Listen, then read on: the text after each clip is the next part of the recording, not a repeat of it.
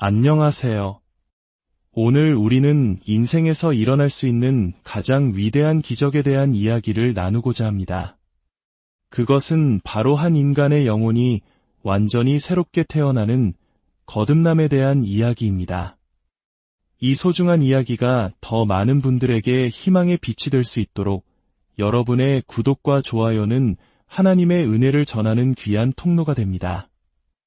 이 말씀을 듣는 모든 분들의 삶에 평안과 축복이 가득하기를 기도하며 오늘의 이야기를 시작하겠습니다. 오늘 우리가 함께 살펴볼 말씀은 요한복음 3장입니다. 하나님께서 행하시는 가장 위대한 기적은 무엇일까요? 어머니의 뱃속에서 육신의 생명을 창조하시는 것보다 더 위대한 기적은 한 사람의 마음속에 영적인 생명을 창조하시는 일입니다.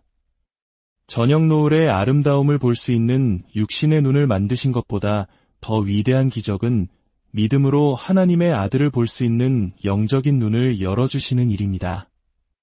우리를 이 땅의 가족으로 태어나게 하신 것보다 더 위대한 기적은 우리를 그분의 영적인 가족으로 태어나게 하시는 것입니다. 하나님께서 자연 만물을 창조하신 것보다 더 위대한 기적은 우리의 영혼 안에 새로운 본성을 창조하시는 일입니다. 물을 포도주로 바꾸신 것보다 더 위대한 기적은 죄인을 당신의 아들과 딸로 변화시키는 일입니다. 하나님께서 행하시는 가장 위대한 기적은 바로 새로운 탄생, 즉 거듭남의 기적입니다. 이것이 바로 오늘 우리가 읽은 요한복음 3장의 핵심 주제입니다. 그리고 이야기의 중심에는 니고데모라는 한 남자가 있습니다. 니고데모는 당대 이스라엘 사회에서 가장 존경받는 인물이었습니다. 그는 여러 가지 면에서 최고의 엘리트였습니다. 첫째로, 그는 바리새인이었습니다. 바리새인은 이스라엘의 영적 핵심 계층으로 세상에서 가장 종교적인 사람들이었습니다. 그들은 성경을 믿었고 하나님을 믿었으며 이 땅에 임할 문자 그대로의 왕국을 믿었습니다. 하나님의 주권, 초자연적인 현상, 부활, 천사와 사탄의 존재까지 모든 것을 믿는 말 그대로 신앙의 정수를 지키는 보수주의자들이었습니다. 그들은 그 시대의 영적인 해병대와도 같았습니다. 둘째로, 그는 사내들인 공회의 회원이었습니다. 이것은 그가 이스라엘을 실질적으로 통치하는 70인의 최고 의회에 속해 있었다는 뜻입니다. 오늘날로 비유하자면 국회와 대법원을 합쳐놓은 것과 같은 막강한 권력을 가진 기관의 일원이었습니다.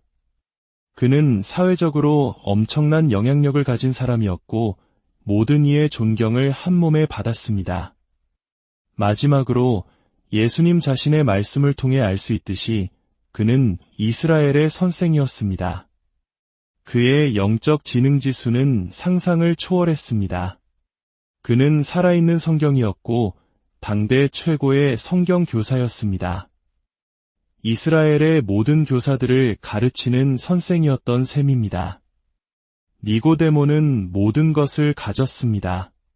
바리새인으로서의 종교적 경건함, 사내들인 회원으로서의 사회적 지위, 이스라엘의 선생으로서의 지적인 탁월함까지 그는 모든 것을 갖추고 있었습니다. 단 한 가지를 제외하고 말입니다. 그는 결코 거듭난 적이 없었습니다. 아마 그를 아는 사람들은 그가 하나님의 나라 밖에 있다는 사실을 꿈에도 상상하지 못했을 것입니다. 그는 자신의 방대한 성경 지식으로 다른 사람들을 압도할 수 있었습니다. 그는 성경에 관한 한 그 누구보다도 많이 알았고 어떤 논쟁에서도 지지 않았을 것입니다. 그러나 예수님께서는 그에게 말씀하십니다. 당신의 그 모든 탁월함, 당신의 그 높은 지성, 당신의 그 흠없는 도덕성에도 불구하고 당신은 거듭나야 합니다. 그렇지 않으면 당신은 결코 하나님 나라의 문턱조차 밟을 수 없습니다. 그렇다면 이 새로운 탄생, 즉 거듭남이란 무엇일까요? 그것은 영적으로 죽은 영혼의 하나님께서 새로운 생명을 심어주시는 것입니다. 거듭남은 사람의 영혼 안에 하나님의 생명이 깃드는 것입니다. 우리가 믿음으로 의롭게 된다는 교리는 하늘에서 우리의 신분이 바뀌는 서류 작업과 같습니다. 그것만으로는 우리의 본성이 변하지 않고 내면의 우리가 바뀌지 않습니다. 단지 하나님 앞에서의 법적인 지위가 바뀔 뿐입니다. 그래서 거듭남이 절대적으로 중요한 것입니다. 우리에게는 하나님 앞에서의 새로운 지위뿐만 아니라 하나님으로부터 오는 새로운 생명이 필요하기 때문입니다. 거듭남은 영혼 안에서 일어나는 영적인 잉태이며 그리스도 안에서 새로운 사람을 창조합니다. 그것은 죄의 무덤에서 일어나 그리스도 안에서 새로운 생명으로 부활하는 영적인 부활입니다. 그것은 전적으로 인간의 영혼 안에서 일어나는 하나님의 생명부여 사역입니다. 이 이야기를 들으시는 여러분께 아주 개인적인 질문을 하나 드리고 싶습니다. 당신은 거듭나셨습니까? 이 질문은 당신이 교회에 다니고 있는지를 묻는 것이 아닙니다. 모든 정답을 알고 있는지를 묻는 것도 아닙니다. 이 질문의 핵심은 당신은 위로부터 다시 태어났는가 하는 것입니다. 오늘 우리는 이 새로운 탄생에 대해 몇 가지 진리를 함께 살펴보고자 합니다. 스스로에게 물어보십시오. 나는 정말로 거듭났는가? 첫째, 이것은 반드시 필요한 탄생입니다. 3절에서 예수님은 진실로 진실로 내게 이르노니 라고 말씀하십니다. 이 표현은 이어질 말씀이 절대적으로 중요하다는 것을 의미합니다. 예수님은 사람이 거듭나지 아니하면 하나님의 나라를 볼 수 없느니라 라고 말씀하십니다. 예수님은 의도적으로 부정적인 표현을 사용하여 그 말씀에 날카로운 칼날을 더하십니다. 당신은 거듭나지 않으면 하나님 나라를 보기는커녕 들어갈 수도 없다는 것입니다. 7절에서는 내가 거듭나야 하겠다라고 하시며 반드시 그래야 함을 강조하십니다. 과거 위대한 부흥사였던 조지 히필드에게 한 여인이 찾아와 물었습니다. 목사님, 왜 자꾸 우리에게 거듭나야 한다고 말씀하십니까? 히필드는 이렇게 대답했습니다. 부인, 당신이 반드시 거듭나야 하기 때문입니다. 이것이 바로 예수님께서 니고데모에게 그리고 오늘 우리에게 하시는 말씀입니다. 볼 수 없다는 말은 능력이 없다는 뜻입니다. 당신에게는 하나님 나라를 볼 수 있는 능력이 없다는 것입니다. 거듭나지 않고서는 구원의 영역, 속량의 세계로 들어갈 수 없습니다. 예수님께서 이스라엘에서 가장 존경받고 가장 종교적이며 가장 도덕적인 사람에게 이 말씀을 하셨다면 오늘 이 자리에 있는 우리 중 어느 누구도 거듭나지 않고는 하나님 나라를 볼 수 없다는 것은 자명한 사실입니다. 당신이 얼마나 교회를 오래 다녔는지, 얼마나 성경을 많이 아는지, 얼마나 헌금을 많이 하고 봉사를 많이 했는지는 중요하지 않습니다. 당신이 거듭나지 않는 한 하나님 나라를 볼 수 없습니다. 타협의 여지가 없는 진리입니다.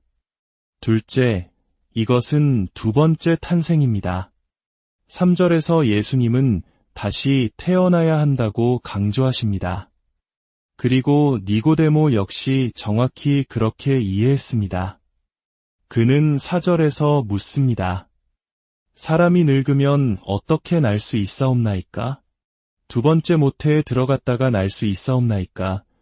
그는 하나님 나라에 들어가려면 반드시 두 번째 탄생이 있어야 한다는 것을 이해했습니다. 6절에서 예수님은 이 두 가지 탄생을 구분하십니다.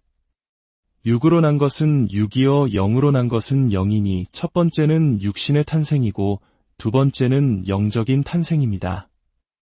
예수님께서 이렇게 말씀하시는 것은 우리의 첫 번째 탄생에 대한 고발과도 같습니다. 우리의 첫 번째 탄생에는 심각한 문제가 있었습니다.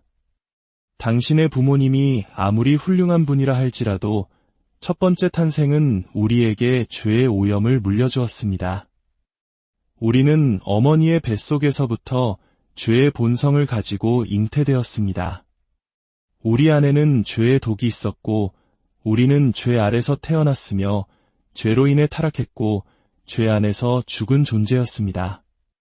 이것은 또한 당신이 처음 태어났을 때 하나님 나라 밖에서 태어났다는 것을 의미합니다. 당신의 가정이 아무리 신앙적인 분위기였고 당신이 유아 세례를 받았다 할지라도 당신은 하나님 나라 밖에서 태어났으며 그 나라에 들어가기 위해서는 절박하게 두 번째 탄생이 필요합니다. 셋째, 이것은 자격 없는 자에게 주어지는 탄생입니다.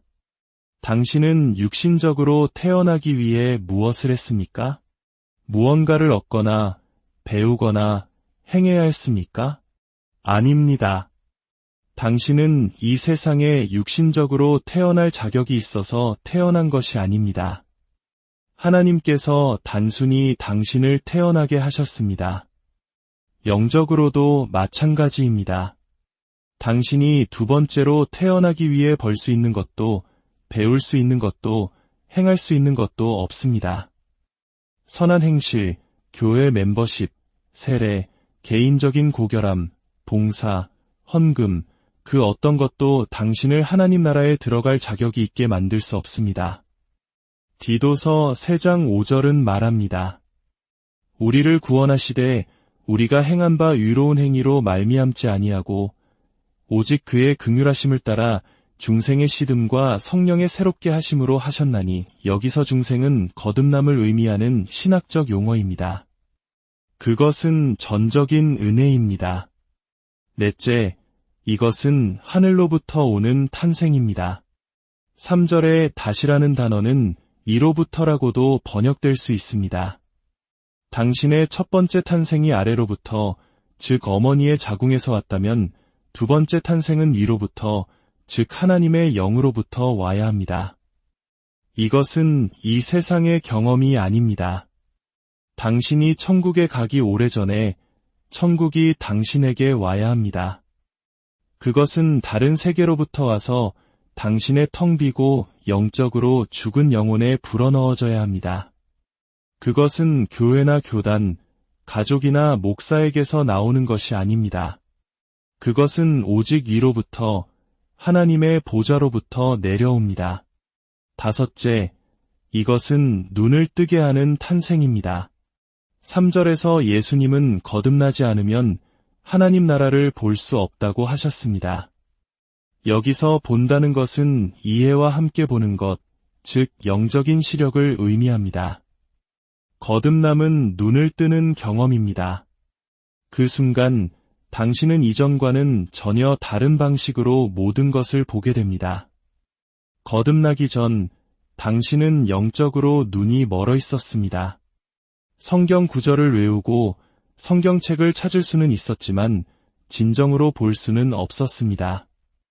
하나님이 누구신지, 당신 자신이 누구인지, 그리스도가 얼마나 절실히 필요한지 볼 수 없었습니다. 그러나 거듭남은 당신에게 새로운 눈을 줍니다. 갑자기 모든 것이 보이고 이해하게 됩니다. 찬송가 가사처럼 나 한때 눈 멀었으나 이젠 보게 되었네라고 고백하게 되는 순간입니다. 여섯째, 이것은 정결하게 하는 탄생입니다. 5절에서 예수님은 물과 성령으로 나지 아니하면 하나님 나라에 들어갈 수 없다고 말씀하십니다. 여기서 물은 세례를 의미하는 것이 아닙니다. 어떤 물도 인간 마음의 더러운 오염을 씻어낼 수 없습니다. 여기서 물은 성령의 사역을 상징하는 은유입니다. 마치 바람처럼 말입니다.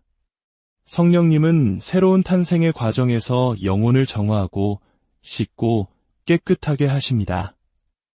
에스겔 36장 25절에서 하나님은 약속하십니다. 맑은 물을 너희에게 뿌려서 너희로 정결하게 하되 곧 너희 모든 더러움과 모든 우상 숭배에서 너희를 정결하게 할 것이며, 하나님은 더러운 영혼에 새로운 마음을 주시기 전에 먼저 그 영혼을 깨끗하게 하십니다. 오염과 우상들을 씻어내신 후에야 돌 같은 마음을 제거하고 살처럼 부드러운 새 마음을 주시는 것입니다.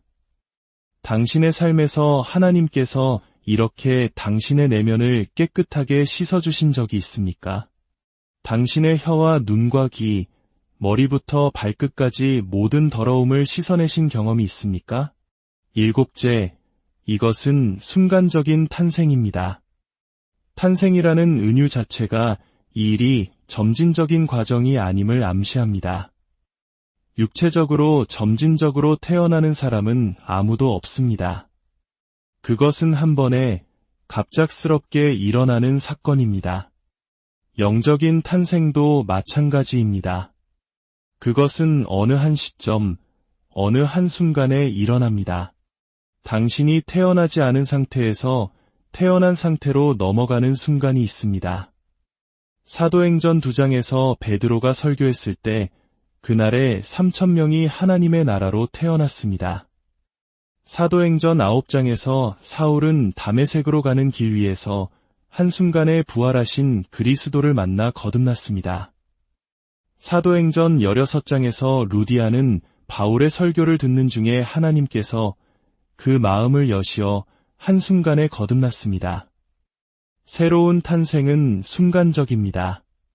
당신은 오늘 이 예배에 영적으로 죽은 채로 들어왔다가 새로운 피조물이 되어 걸어 나갈 수 있습니다. 그만큼 빠르게 일어나는 일입니다. 여덟째, 이것은 포괄적인 탄생입니다. 당신이 육체적으로 태어났을 때 눈 하나, 귀 하나, 다리 하나만 가지고 태어났습니까? 아닙니다. 당신은 모든 것을 가지고 태어났습니다. 시간이 지나며 성장할 뿐 새로운 것을 받지는 않습니다.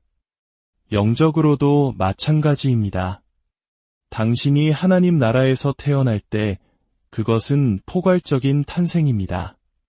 당신은 새로운 마음, 새로운 눈, 새로운 심장, 새로운 성향, 새로운 애정을 받습니다. 당신의 머리부터 발끝까지 모든 것이 새롭게 만들어집니다. 고린도후서 5장 17절은 말합니다. 그런즉 누구든지 그리스도 안에 있으면 새로운 피조물이라 이전 것은 지나갔으니 보라 새 것이 되었도다. 당신의 첫 번째 탄생이 전적으로 타락했기에 새로운 탄생 또한 전적으로 포괄적이어야 합니다. 어두웠던 지성이 밝아지고 더러웠던 마음이 뜨거워지며 죽었던 의지가 살아납니다. 진리를 보는 새로운 눈, 듣는 새로운 귀, 배우는 새로운 마음, 붙잡는 새로운 손, 부르짖는 새로운 입술을 한순간에 얻게 됩니다. 아홉째, 이것은 급진적인 탄생입니다. 이것은 미묘한 변화가 아닙니다. 화면에 잠시 나타났다 사라지는 신호 같은 것이 아닙니다. 이것은 삶을 완전히 뒤바꾸는 변화입니다. 죽음에서 생명으로, 어둠에서 빛으로, 저속함에서 경건함으로, 상스러움에서 고결함으로 옮겨가는 극적인 변화입니다. 당신은 겉모습은 같아 보일지 몰라도 내면은 완전히 다른 사람이 되는 것입니다. 이것은 한 사람의 삶을 약간 개선하는 메이크오버가 아니라 완전히 장악하는 테이크오버입니다. 열째, 이것은 주권적인 탄생입니다. 8절에서 예수님은 바람의 비유를 드십니다. 바람이 임의로 불매, 어느 누구도 바람을 통제할 수 없습니다. 바람을 시작하게 할 수도, 방향을 바꿀 수도, 멈추게 할 수도 없습니다. 바람은 오직 보이지 않는 하나님의 손에 의해 움직입니다. 영적인 탄생도 마찬가지입니다. 어느 누구도 성령의 움직임을 통제할 수 없습니다. 하나님은 새로운 탄생에 있어서 주권적이십니다. 요한복음 1장 13절은 이 진리를 명확히 합니다. 구원받은 자들은 혈통으로나 육정으로나 사람의 뜻으로 나지 아니하고 오직 하나님께로부터 난 자들이니라. 당신의 혈통이나 당신 육체의 노력이나 심지어 당신 자신의 의지로부터가 아니라 오직 하나님의 뜻과 능력으로만 태어나는 것입니다. 죽은 자를 살릴 수 있는 것은 오직 하나님의 뜻이며 생명 없는 자에게 생명을 주실 수 있는 것은 오직 하나님의 능력입니다. 11번째, 이것은 신비로운 탄생입니다. 8절에서 예수님은 계속 말씀하십니다. 내가 그 소리는 들어도 어디서 와서 어디로 가는지 알지 못하나니 성령으로 난 사람도 다 그러하니라. 우리는 바람을 볼 수 없고 단지 그 소리를 듣고 그 힘을 느끼고 그 결과를 볼 뿐입니다. 성령의 사역도 마찬가지입니다. 우리는 성령의 보이지 않는 손길을 볼 수는 없지만 그분의 임재와 능력을 느끼고 그 결과를 봅니다. 성령님은 우리의 작은 교회 공식이나 일정에 따라 일하시지 않습니다. 그분은 자신의 뜻에 따라 원하시는 때에 원하시는 방식으로 부십니다. 그분의 방식은 하늘이 땅보다 높음같이 우리의 방식보다 높고 그분의 생각은 우리의 생각보다 높습니다. 마지막 12번째, 이것은 영원한 탄생입니다. 한번 태어난 아기가 다시 태어나지 않은 상태로 돌아갈 수 없듯이 한번 영적으로 태어난 사람은 결코 그 생명을 잃지 않습니다. 한번 구원은 영원한 구원이라는 말처럼 한번 태어난 자는 영원히 태어난 자입니다. 한번 아들이 되면 영원히 아들이고 한번 딸이 되면 영원히 딸입니다. 새로운 탄생을 통해 하나님은 우리에게 영원한 생명을 불어넣으십니다. 이 생명은 시간 속에서 결코 취소될 수 없습니다. 당신이 거듭나는 그 순간, 당신은 이미 천국에 만 년을 있었던 것처럼 확실하게 천국에 속한 자가 됩니다. 이것은 마치 심장 이식 수술과도 같습니다. 상상해 보십시오. 우리나라 최고의 심장외과 의사가 죽어가는 환자의 가슴을 엽니다. 그리고 썩고 병들고 악취를 풍기는 심장을 꺼냅니다. 그 이기적이고 자기중심적이며 세상을 사랑하고 죄를 사랑하던 심장, 당신을 죽음으로 이끌던 그 심장을 말입니다. 그리고 하늘로부터 온 심장, 하나님으로부터 온 새로운 심장을 그 자리에 넣어줍니다. 돌처럼 굳어 하나님께 반응하지 않던 마음을 제거하시고 살처럼 부드러운 마음을 주십니다. 그 새로운 마음은 하나님을 향한 영적인 맥박이 뛰고 애정이 있으며 그리스도를 향한 사랑이 있습니다. 그 새로운 마음은 말씀을 듣기를 사랑하고 예배하기를 사랑하며 잃어버린 영혼들에게 그리스도를 전하기를 사랑합니다. 거룩함과 의를 사랑합니다. 하나님께서 당신의 가슴을 여시고 그 낡고 고집 센 심장을 꺼내신 적이 있습니까? 그리고 오직 그분만이 주실 수 있는 새로운 마음을 당신 안에 넣어주신 적이 있습니까? 만약 당신이 이 새로운 마음을 받은 적이 없다면 로마서 10장 13절의 약속을 기억하십시오. 누구든지 주의 이름을 부르는 자는 구원을 받으리라 기도하십시오. 주님, 제게 이 새로운 마음을 주십시오. 당신을 부를 수 있는 믿음을 주십시오. 제 마음은 너무나 굳어 있습니다.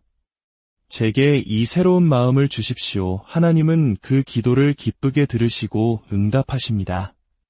만약 하나님께서 이미 당신에게 새로운 마음을 주셨다면 그분이 당신의 삶에 행하신 일이 얼마나 거대하고 놀라운 것인지 더 깊이 묵상하십시오. 이것은 단순히 당신의 계좌에 무언가를 입금해 준 것 이상입니다. 이것은 하나님께서 당신의 존재 깊숙한 곳으로 들어오셔서 모든 것을 새롭게 하신 사건입니다. 아직 그리스도를 믿지 않으셨다면 만날 만한 때에 주님을 찾으십시오. 가까이 계실 때에 그를 부르십시오. 오늘 이 순간 그를 부르십시오. 내게 오는 자는 내가 결코 내쫓지 아니하리라. 약속하신 주님께서 당신을 기다리고 계십니다. 함께 기도하겠습니다. 하늘에 계신 아버지 하나님, 오늘 우리가 나눈 이 거듭남의 진리는 우리의 생각을 초월하는 놀라운 신비입니다. 이것이 저에게 어떤 의미인지 온전히 이해할 수 있도록 저희에게 새로운 깊이의 깨달음을 주시옵소서. 저희의 자격 때문이 아니라 오히려 저희의 부족함에도 불구하고 베풀어 주신 이 은혜가 얼마나 큰지요. 주님의 자비가 얼마나 크시며 주님의 능력이 얼마나 위대하시며 주님의 사랑이 얼마나 놀라운지요. 저희를 있는 모습 그대로 내버려 두지 않으시고 주님께서 원하시는 모습으로 변화시켜 주시니 감사합니다. 이 말씀을 듣는 모든 영혼들을 축복하여 주시옵소서. 혹시 오늘 새로운 마음을 간절히 바라는 이가 있다면 성령의 바람이 그의 영혼에 불어 거듭남의 기적을 체험하게 하여 주시옵소서. 이미 새 마음을 받은 자들은 위대한 선물을 주신 주님의 이름을 더욱 찬양하며 살게 하옵소서. 우리 주 예수 그리스도